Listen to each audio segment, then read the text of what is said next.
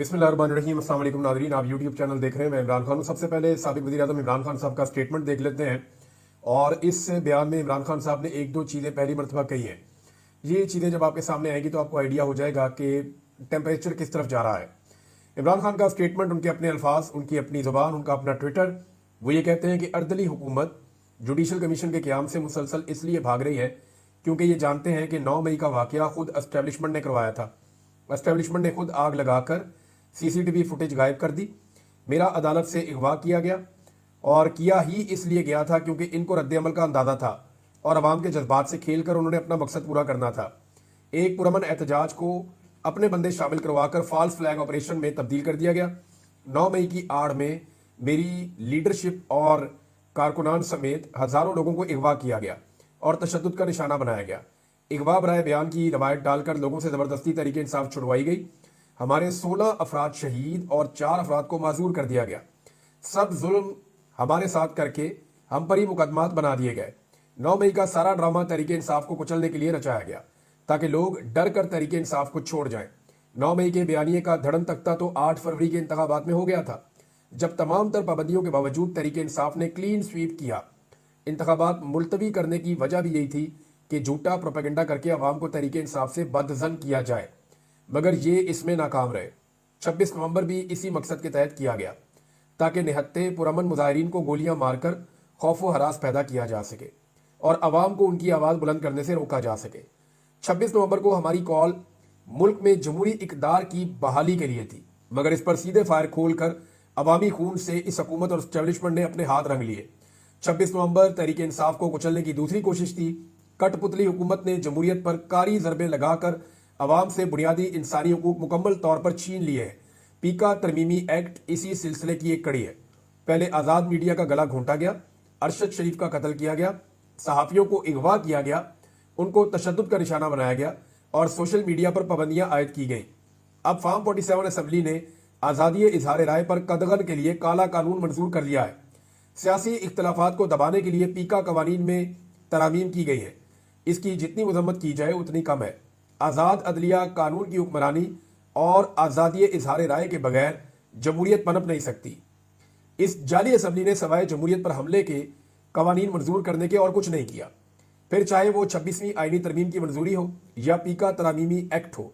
26वीं आईनी तरमीम का मकसद chief of the army staff की एक्सटेंशन था और इनको ये खौफ था कि अदलिया आज़ाद हुई तो इलेक्शन फ्रॉड सामने आ जाएगा।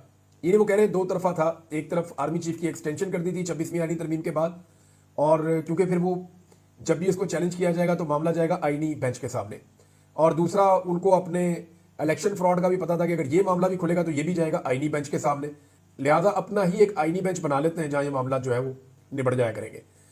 इमरान खान साहब ने कहा कि इलेक्शन फ्रॉड सामने आ जाएगा। अपने जाती फवायद के लिए अदलिया की खुद मुख्तारी को सलब कर लिया गया। 8 फरवरी को मुल्क भर में यौम स्याह मनाने की तैयारी की जाए। इस दिन अवामी मैंडेट छीनकर 1971 की याद ताज़ा की गई। स्वाबी में खैबर पख्तूनख्वा और शुमाली पंजाब के लोग इकट्ठे होकर एहतजाज करें। दीगर इलाकों के अफराद अपने अपने शहरों में एहतजाजी मुजाहरे करें। पूरी दुनिया में ओवरसीज पाकिस्तानी भी इस दिन अपनी आवाज़ बुलंद करें। और ओवरसीज पाकिस्तानियों से एक बार फिर मुतालबा करता हूं कि तरसीलाते ज़र का बाइकआउट जारी रखें। इस हुकूमत ने सवाए जमहूरी इक़दार की पामाली के कुछ नहीं किया। इनको तरसीलाते ज़र भेजना इनके हाथ मजबूत करने के मुतरादिफ है, जो आपकी ही गर्दन दबोच रहे हैं। हम जमहूरियत की बहाली के लिए पाकिस्तान में मौजूद तमाम सियासी जमातों से रब्ता करेंगे।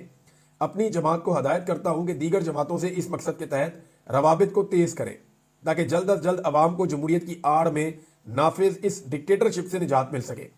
अली अमीन गड्ढापुर पर बतौर वज़ीर आला गवर्नेंस का बहुत दबाव है, लिहाजा हमने फैसला किया है कि जुनेद अकबर खान जो हमारे दरीना साथी और कारकुन हैं, उनको तहरीक इंसाफ खैबर पख्तूनख्वा का सदर मुंतखब कर दिया जाए और तंजीमी उमूर उनके हवाले कर दिए जाएं। ये जनाब इमरान खान साहब का स्टेटमेंट है। इमरान खान साहब के जो नए फैसले हैं ना, जो उन्होंने अब किए हैं, स्पेशली जुनेद अकबर खान को लगाना, इससे एक बात तो बड़ी साफ नजर आ रही है। वो ये नजर आ रहा है कि पाकिस्तान तहरीक इंसाफ एहतजाजी सियासत और लॉन्ग मार्च वाली हिकमत अमली की तरफ बड़ी तेजी से बढ़ रही है। यानी अब फैसले जो है वो अब मुज़ाकरात के अंदर नहीं होने। इमरान खान साहब ने दोबारा ये फैसला कर लिया है, या पाकिस्तान तहरीक इंसाफ के अंदर ये सोच पैदा हो गई है कि फैसले अब मैदान में ही होंगे या सड़क के ऊपर ही होंगे। लिहाजा उन्होंने सूबाई हुकूमत को अलग कर दिया, जो पार्टी है उसकी सियासत को। यानी सियासत और एहतजाज और ये सारी चीजें तो पाकिस्तान तहरीक इंसाफ ने करनी है। अब सूबाई हुकूमत जो है उसको मिलना पड़ता है कभी मोहसिन नकवी से, कभी वज़ीर आज़म से, तो वो बड़ा अजीब सा इम्पैक्ट आता है। लिहाजा यहाँ पे जो पार्टी चलाएंगे वो जुनैद अकबर साहब चलाएंगे, और जुनैद अकबर साहब को ज़्यादा नुकसान ना पहुंचाया जा सके। अब वो पब्लिक अकाउंट कमेटी के चेयरमैन भी हैं, उनके पास एक आईडी होता भी है, लिहाजा वो बड़ी दलेरी के साथ अपना काम कर सकेंगे। उनके लिए कुछ चैलेंजेस हैं। नंबर एक तो जुनैद अकबर साहब को फौरी तौर पे वो डाटा देना चाहिए जो इनके अफराद लापता हैं 26 नवंबर से। देखिए, बहुत सारे लोग ये कहते हैं कि जितने लोगों को गोलियां लगी है, जो लोग अभी तक दफनाए गए, ये वो सारे लोग हैं जिनको दिन के टाइम स्नाइपर से मारा गया था। रात के वक्त जब अंधाधुंध फायरिंग हुई तो उसके बाद तो कोई वहां मौजूद ही नहीं था। और जो लापता अफराद हैं तहरीक इंसाफ के बकौल अब भी 30 से 40 लोग वो कहते हैं हमारे लापता हैं। इमरान खान साहब ने एक कमेटी भी बनाई, लेकिन अभी तक तहरीक इंसाफ बाकायदा तस्वीरें, नाम, ID कार्ड नंबर, उनकी फैमिलीज के इंटरव्यू और उनके इलाके के हवाले से तफसीलात फराहम करने में नाकाम रही है। क्योंकि ये मामला जो है वो सूबाई हुकूमत के पास था, इमरान खान साहब ने एक कमेटी बनाई, वो भी उन्हीं के मरहून मिन्नत थी। अब पार्टी के अंदर जुनैद अकबर साहब को एक बड़ा अहम ओहदा मिला है, खैबर पख्तूनख्वा के वो सदर बने हैं पार्टी के। लिहाजा जो लोग लापता हो गए हैं उनका डाटा खैबर पख्तूनख्वा से अब प्रोवाइड करना जुनैद अकबर साहब की जिम्मेदारी, उनको ये करना चाहिए अपनी कमेटी के साथ मिलकर।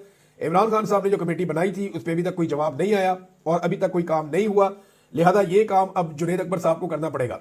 समी इब्राहिम साहब और मुहीद पीरजादा साहब दोनों ने एक ही जैसी बात की है, दोनों का एक ही जैसा दावा है। उन दोनों का यह कहना है कि बुशरा बीबी की जो गिरफ्तारी हुई है इसके पीछे अली अमीन गंडापुर साहब का हाथ है, और इमरान खान साहब को इस बात का एहसास भी हो गया है, और इमरान खान साहब इस वजह से शायद खाइफ भी हैं। ये बात दोनों सीनियर जर्नलिस्ट दोनों ने की है। अब जो एक और गिरफ्तारी है वो आजम सवाकी साहब की, उसके बारे में भी यही कहा जाता है, और जो इंतजार पंजूता साहब है उनकी गिरफ्तारी के बारे में भी यही कहा जाता है कि उनके ऊपर भी जो बिजली गिरी है वो अपनों ने गिराई है, और उनके साथ भी जो जुल्म सितम हुआ उसके पीछे अपने ही मौजूद थे।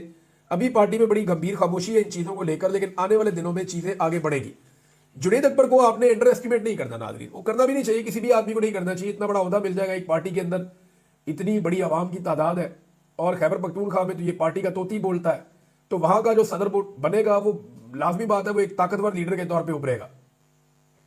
जुनैद अकबर के बारे में इमरान खान साहब ने एक दिन कहा था, पुराना मैं क्लिप देख रहा था, कि जुनैद अकबर की एक कमजोरी है कि ये शरीफ आदमी है। तो मेरा जो पूरी जिंदगी का तजर्बा है ना, मैंने एक चीज सीखी है अपनी जिंदगी में कि शरीफ आदमी से पंगा नहीं लेना चाहिए, क्योंकि उसकी शराफत उसका हथियार होती है। जिस दिन शरीफ आदमी से ज्यादा पंगा लिया और वो टेढ़ा हो गया ना और वो चल पड़ा, फिर तो शरीफ आदमी के पास ना फिर रिवर्स गियर नहीं होता, वो फिर सीधा ही चलता है, क्योंकि शरीफ आदमी की सारी जिंदगी की प्रैक्टिस होती है सीधा सीधा चलना, उसके बाद बैक गियर होता ही नहीं है, उसने फिर वापस नहीं जाना। लिहाजा शरीफ आदमी को छेड़ने के लिए तो बुजुर्ग भी मना करते हैं और समझदार लोग भी मना करते हैं सियाणे कि शरीफ आदमी को नहीं छेड़ना चाहिए। तो जुनैद अकबर वो शरीफ आदमी है जिसको बहुत छेड़ा गया है, लेकिन इसके बावजूद वो डट कर खड़ा रहा, हत्ता कि उसकी अपनी पार्टी के अंदर भी उसके खिलाफ मुखालफत हुई। लेकिन जुनैद अकबर को ये ओहदा मिलने के बाद पाकिस्तान तहरीक इंसाफ के अंदर बहुत सारे लोगों को उम्मीद बनी है कि इमरान खान साहब दोबारा से एक एक्टिव पॉलिटिकल सिनेरियो बना रहे हैं पाकिस्तान तहरीक इंसाफ के अंदर, पंजाब में भी और खैबर पख्तूनख्वा में भी। पंजाब में जैसे ही उनका नाम आया आलिया हमदा साहिबा का, तो उनकी एक्टिविटीज भी शुरू हो गई और उन्होंने रावलपिंडी में एक मीटिंग भी की है। और अब जो 8 फरवरी के हवाले से इमरान खान साहब का पैगाम है कि एक एहतजाजी दिन मनाया जाएगा, यौम स्याह मनाया जाएगा। पूरी पार्टी 8 फरवरी की तैयारी कर रही है। 8 फरवरी को पाकिस्तान तहरीक इंसाफ एक मोमेंटम पकड़ेगी और इस मोमेंटम को उन्होंने आगे लेकर जाना है। अब देखना यह है कि क्या 8 फरवरी को दोबारा से पाकिस्तान की हुकूमत उसी तरह कंटेनर लगाएगी, उसी तरह आंसू गैस चलाएगी, उसी तरह रबड़ बुलेट चलाएगी, उसी तरह लोगों की चादर और चार दीवारी का तकद्दुस पामाल करेगी, उसी तरह खवातीन और बच्चों को हिरासा करेगी, या जो बाइडन के जाने के बाद पाकिस्तान की हुकूमत की पॉलिसी बदल जाएगी। ये टेस्ट आपको 8 फरवरी को पता चल जाएगा कि पाकिस्तान का जो रिजीम है इस वक्त, एस्टेब्लिशमेंट और हुकूमत का जो गठजोड़ है, ये क्या करता है, या मिलिट्री बैक्ड गवर्नमेंट जो है पाकिस्तान में, ये किस तरह से अब 8 फरवरी के मामले में पाकिस्तान तहरीक इंसाफ को कुचलने की कोशिश करती है। बहरहाल जिस तरह इन्होंने साहबजादा हामिद रजा साहब के मदरसे के ऊपर अटैक किया है, वो अटैक असल में जो मुज़ाकरात हो रहे थे उनके ऊपर एक ड्रोन हमला साबित हुआ है। ये बात जो है अली मोहम्मद खान साहब ने भी की है, और ये ऑब्वियस है, ये कॉमन सेंस की बात है कि जब मुज़ाकरात चल रहे हैं तो जो शख्स मुज़ाकराती कमेटी का हिस्सा है और उसके अंदर एक बड़ा की रोल है उस आदमी का, आप उसके वो प्रेस कॉन्फ्रेंस करना चाहता है, आप पुलिस का भारी नफरी भिजवा के एक छापा मार देते हैं, तो इसका मतलब यह है कि आप नहीं चाहते कि मुज़ाकरात आगे चले। और वो छापा पड़ा है फैसलाबाद में जहां मरियम नवाज की हुकूमत है, तो मरियम नवाज और नवाज शरीफ तो घर बैठ के प्लान करते हैं ना कि आज क्या करना है। लिहाजा मियां नवाज शरीफ साहब को जो मुज़ाकरात सूट तो करते नहीं है, क्योंकि इस छापे से पहले शहबाज शरीफ, नवाज शरीफ और मरियम नवाज की एक मीटिंग भी हुई थी, जो रिपोर्ट भी हुई थी छुट्टी वाले दिन, और उसके बाद फिर ये छापा पड़ गया और उस छापे के बाद जो है मुज़ाकरात फारिग हो गए। अब मौजूदा हुकूमत भी इस वक्त मोहसिन नकवी के दौरे अमेरिका को डिसओन कर रही है। देखिए, मोहसिन नकवी की जो नाकामी है वो तो आलमी मीडिया की जीनत भी बन गई है। वॉइस ऑफ अमेरिका की रिपोर्ट भी आ गई है। बहुत सारे जो जर्नलिस्ट हैं, सीनियर गैर मुल्की सहाफ़ी, वो भी इसके ऊपर बात कर रहे हैं कि ये कैसा वज़ीर दाखिला है जो एक मिशन पे आया अमेरिका में, और जिस आदमी को वो मिलता है मिशन उल्टा हो जाता है और वो आदमी इसके मुखालिफ के साथ खड़ा हो जाता है।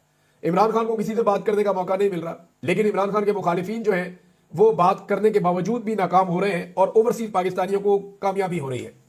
अभी एक प्रोग्राम और हुआ पाकिस्तान तहरीक इंसाफ का और अमेरिका में, जिसमें मुईद पीरज़ादा को मैंने सुना, वजाहत साहब को सुना, मैंने डॉक्टर शहबाज गिल को सुना, और उसमें कुछ गैर मुल्की और कुछ तंजीमें थी इंसानी हकूक की और कुछ ओवरसीज पाकिस्तानी थे। तो वो बड़ी तेजी से अमेरिका में अपने प्रोग्राम कर रहे हैं। आने वाले दिनों में अमेरिका से 2 सरप्राइज आपको मिलने वाले हैं। एक सरप्राइज आपको जल्दी मिल जाएगा, यानी आप ये समझें कि अगले 10-12 दिन के अंदर, और दूसरा सरप्राइज आपको लगभग 1 महीना लग जाएगा। लेकिन वो सरप्राइज इतना तगड़ा है कि पाकिस्तान की एस्टेब्लिशमेंट के और हुकूमत के जो है वो एक दफा फिर कांपे टांग जाएगी और उनके लिए मुसीबत बन जाएगी। ट्रंप ने कुछ इकदाम किए हैं। एक तो अच्छा, मैं आपको बता दें कि हुकूमत ने डिसोन कर दिया है। यानी इरफान सिद्दीकी साहब कहते हैं अपनी मर्जी से गए, मोहसिन नकवी साहब 80 के भेजे है।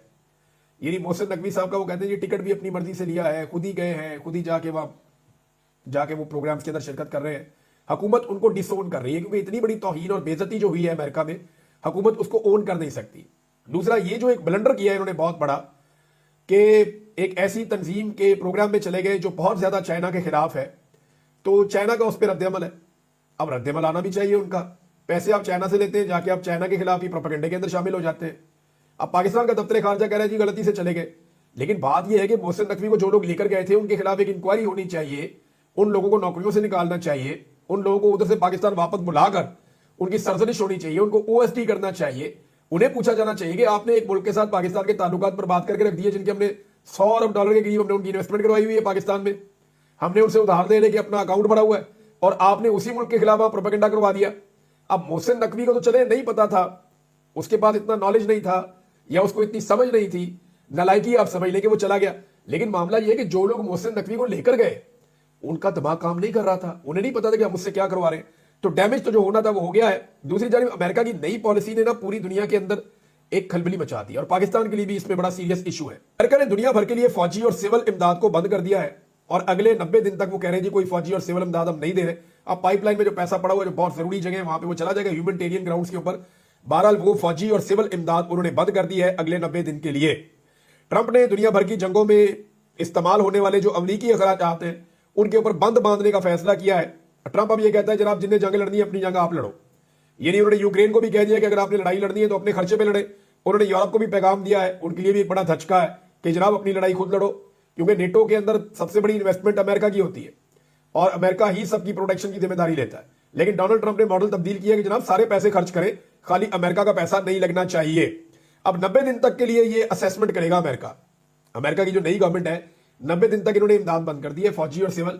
अब 90 दिन तक ये असेसमेंट करेंगे कि किसके साथ जरूरी है और किसके साथ गैर जरूरी है, यानी कहां पे इमदाद देनी है वो जरूरी होगी और कहां पे नहीं देनी जो गैर जरूरी है, और माजी में कहां पे गैर जरूरी इमदाद दी गई है उनका ऑडिट करें, उनसे चेक करें जनाब हमने आपको इमदाद दी, आपने किया क्या है। अच्छा, इसमें यूक्रेन भी शामिल है, इसमें और भी कुछ मुल्क शामिल है, और इसमें पाकिस्तान भी बदकिस्मती से शामिल है कि पाकिस्तान को भी अमेरिका ने बहुत इमदाद दी है। ये सवाल पाकिस्तान से भी उठ सकते हैं।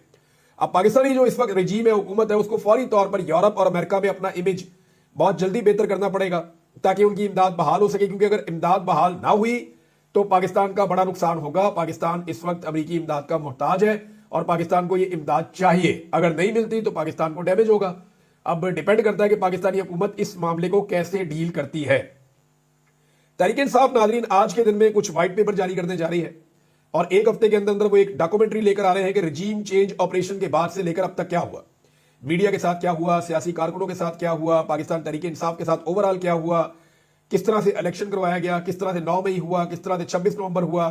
तो वो एक कंप्रीहेंसिव किस्म की डॉक्यूमेंट्री बना रहे हैं और जब ये डॉक्यूमेंट्री बन जाएगी तो ये इंसानी हकूक की तंजीमों को बुलाकर एक इजलास करने वाले इस्लामाबाद में, और इन तमाम तंजीमों के हवाले किया जाएगा इस डॉक्यूमेंट्री को, ना सिर्फ पाकिस्तान में बल्कि पाकिस्तान के बाहर भी, जिसके लिए इमरान खान साहब ने एक 15 रुकनी कमेटी बनाई है। मेरी इंफॉर्मेशन के मुताबिक 1-2 लोगों ने मुझे बताया कि इसमें मजीद लोग भी शामिल किए जाएंगे, क्योंकि इसमें अभी यूरोपियन चैप्टर जो है पाकिस्तान तहरीक इंसाफ का वो मिसिंग है, इसमें कनाडा मिसिंग है, इसमें जो है वो ऑस्ट्रेलिया, जापान और बहुत सारी जगहों पे जो लोग हैं उनको भी एक्टिवेट किया जाएगा और उनको भी शामिल किया जाएगा। जितनी बड़ी कमेटी होगी उतनी इफेक्टिव होगी, उतना तेजी से काम करेगी और ये अपने अपने मुल्क में जितने वहां पे पॉलिटिशियंस हैं या बड़े ग्रुप हैं या इंसानी हकूक की तंजीमें हैं, ये उन सब के साथ शेयर की जाएगी डॉक्यूमेंट्री।